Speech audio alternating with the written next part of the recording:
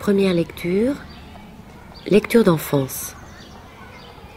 Aujourd'hui, Masha Merrill lit L'oiseau de feu, un conte populaire russe.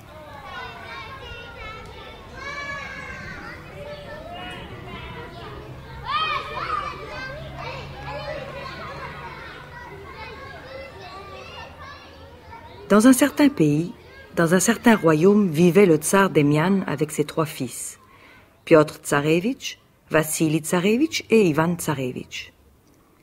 Ce tsar possédait un jardin comme on n'en trouverait pas de pareil au monde, plein de fleurs rares et d'arbres précieux.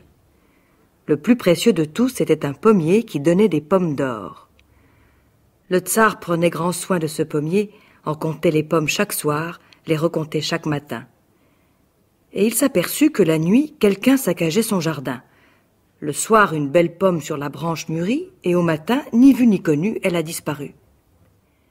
Les gardiens n'y pouvaient rien, et le tsar en perdait le boire et le manger, la paix et le sommeil. Un jour, il appela ses fils. « Ça ne peut plus durer. À celui de vous qui découvrira et prendra notre voleur, je laisserai la moitié du royaume de mon vivant, et à ma mort, il l'aura tout entier. » Les fils ont juré d'attraper le voleur, et c'est Piotr Tsarevitch qui, le premier, monta la garde. Il fit le tour du jardin, se coucha sur le gazon, tomba dans un sommeil profond. Quand il se réveilla, plusieurs pommes d'or manquaient. Dès son réveil, le tsar appela Piotr Tsarevitch. « M'apportes-tu une bonne nouvelle, fils? As-tu vu le voleur ?»« Non, père, et pourtant j'ai veillé toute la nuit, fouillé les taillis. Je me demande où ces pommes sont passées. » La nuit suivante, ce fut le tour de Vassili Tsarevitch. Il regarda sous les buissons, s'assit sur le gazon, tomba dans un sommeil profond. Au matin, d'autres pommes d'or manquaient. « Alors, fils, as-tu vu le voleur ?» lui demanda le tsar. « Non, père, j'ai guetté de mon mieux, n'ai pas fermé les yeux, n'ai vu personne. Je n'y comprends rien. » La nuit d'après, Ivan Tsarevitch prit la garde. De peur de s'endormir, il marchait sans arrêt. Si le sommeil venait, si la fatigue le prenait, il se débarbouillait avec la rosée, reprenait sa veillée.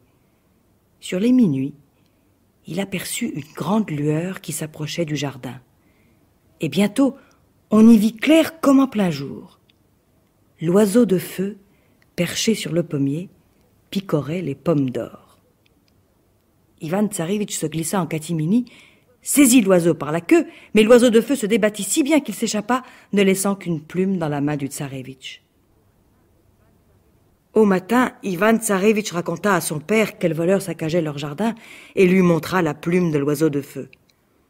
Le tsar se réjouit, retrouva sommeil et appétit, d'autant plus que l'oiseau ne revint plus voler ses pommes d'or. Mais à regarder la plume, l'oiseau de feu tout entier lui faisait envie. Le tsar y pensait jour et nuit, et il finit par appeler ses fils. « Pourquoi n'iriez-vous pas courir le monde chercher cet oiseau de feu? Autrement, un de ces jours, il reviendra voler nos pommes. » Les 2 aînés ont obéi, ils ont scellé leurs coursiers rapides, revêtu leurs armures solides, et ils sont partis à l'aventure. Mais vu son jeune âge, le tsar garda près de lui Ivan Tsarevitch.